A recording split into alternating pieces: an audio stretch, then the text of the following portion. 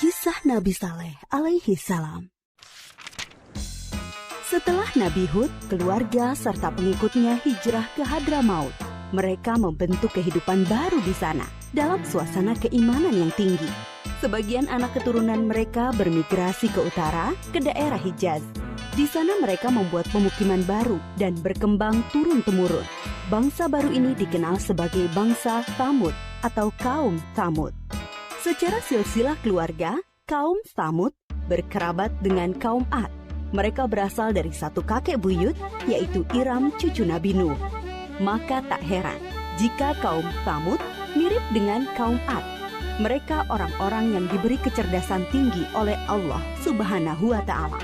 Kaum Tsamud juga mewarisi budaya dan keahlian bangsa Ad dalam bidang arsitektur. Mereka membuat bangunan megah di tanah datar dan membuat gunung-gunung untuk dijadikan rumah. Kaum Tsamud sangat mahir dalam ilmu pahat. Mereka membuat relief-relief yang indah. Kota mereka yang terkenal adalah Al-Hijr. Pengairan, pertanian, dan peternakan mereka berkembang sangat baik, serupa kaum Ad dahulu. Pada mulanya, kaum Tsamud menarik pelajaran berharga dari pengalaman buruk kaum Ad.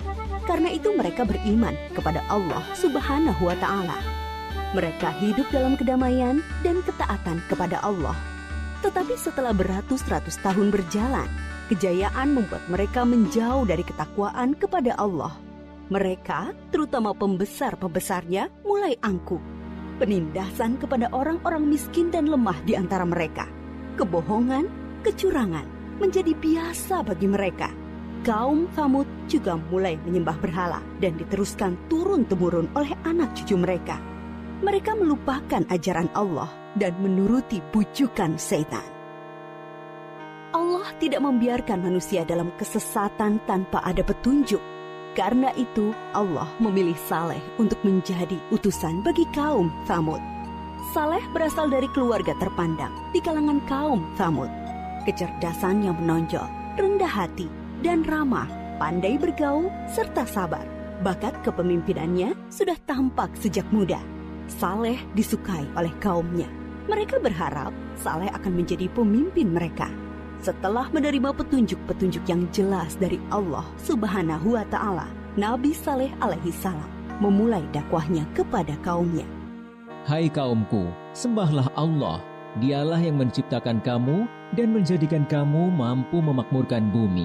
Dan mohon ampunlah kepada Allah Subhanahu wa Ta'ala atas dosa-dosamu. Takutlah kamu kepada azab Allah. Tetapi kaumnya menjawab, Hai Saleh, kami sungguh kecewa kepadamu. Selama ini kami mengharapkan kau akan jadi pemimpin kami.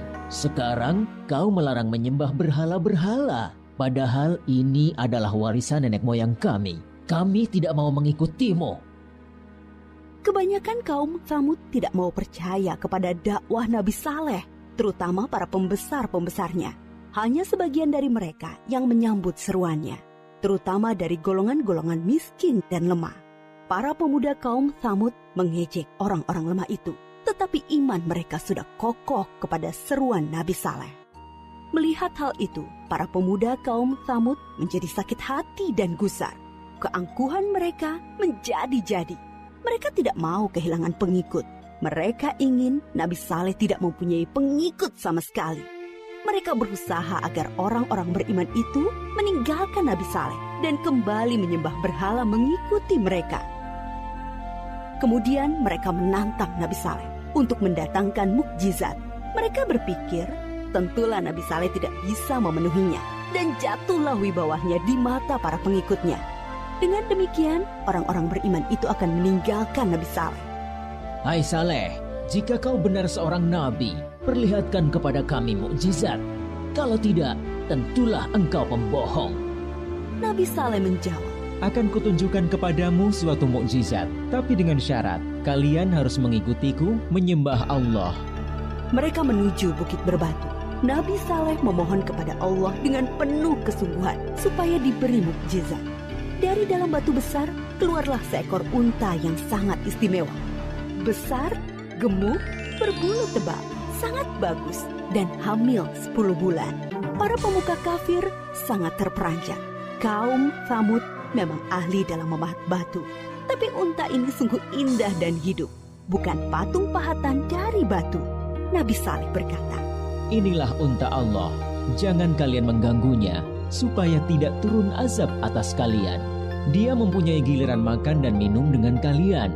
Sehari biarkan dia minum dari sumber air. Sehari giliran kalian dan ternak kalian. Unta itu bebas berkeliaran di pemukiman kaum Tsamud. Pada hari di mana unta itu minum dari sumber air mereka, semua ternak menyingkir seolah mempersilahkannya. Air susu unta itu cukup untuk memberi makan banyak orang setiap hari. Siapapun boleh memerahnya, tetapi tidak boleh mengganggunya. Tapi semua ini tidak menjadikan pemuda-pemuda Tsamud beriman kepada Allah dan Nabi Saleh. Sejak itu, pengaruh Nabi Saleh semakin besar. Bertambah kuat keyakinan orang yang beriman. Para pemuda Tsamud semakin cemas. Mereka takut wibawa mereka makin turun dan tidak mempunyai pengikut lagi. Maka mereka mengadakan rapat rahasia untuk menghentikan dakwah Nabi Saleh. Mereka sepakat untuk membunuh unta mukjizat itu. Para pemuda Tsamud menyuruh 9 orang untuk membunuh unta itu. Mereka ini adalah para penjahat yang dikenal berani dan kejam. Bersama-sama mereka membunuh unta. Ada yang memanah dan seorang menyembelihnya. Pemuda Tsamud mengumumkan pembunuhan unta itu dengan congkaknya. Mereka berpikir dakwah Nabi Saleh akan terganjal. Tentu banyak orang beriman yang akan meninggalkannya karena mukjizat yang sudah tidak ada. Masyarakat sangat sedih dan ketakutan mendengar kabar itu. Mereka sedih karena tidak bisa lagi minum air susu unta ajaib itu dan takut azab Allah akan benar datang menimpa mereka. Para pemuda Tsamud mendatangi Nabi Saleh dengan angkuh dan penuh rasa kemenangan. Hai Saleh, kami telah membunuh untamu. Datangkanlah azab yang kau ancamkan kepada kami. Kalau tidak, pasti kau pembohong besar. Kalian diberi waktu 3 hari untuk bersenang-senang di rumah kalian. Setelah itu, azab dari Allah pasti akan datang. Dengan penangguhan waktu 3 hari, diharapkan banyak orang yang menyesali dan bertaubat kepada Allah, serta menjadi orang yang beriman. Tetapi orang-orang kafir itu tetap dalam keangkuhannya. Mereka tidak mau beriman. Mereka malah menunggu-nunggu apa yang akan terjadi setelah 3 hari. Diam-diam mereka juga gelisah, takut kalau azab itu benar-benar datang. Akhirnya mereka merencanakan membunuh Nabi Saleh agar azab itu tidak jadi datang. Mereka mengutus kembali 9 orang yang telah membunuh unta untuk membunuh Nabi Saleh. Tetapi niat mereka digagalkan oleh Allah. Ke-9 orang itu mati ditimpa batu dari langit ketika menuju rumah Nabi Saleh. Nabi Saleh dan pengikutnya kemudian hijrah ke Palestina. Menjelang hari datangnya azab, Nabi Saleh sangat sedih meninggalkan Al-Hijr, membayangkan azab Allah akan menimpa kaum satu kampung halamannya. Aku telah menyampaikan kepada kalian ajaran Allah, tetapi kalian tidak menyukai kebenaran. Kemudian Nabi Saleh berangkat menuju Palestina bersama sekitar 110 pengikutnya. Setelah 3 hari berlalu, terdengar suara sangat keras menggelegar dari langit.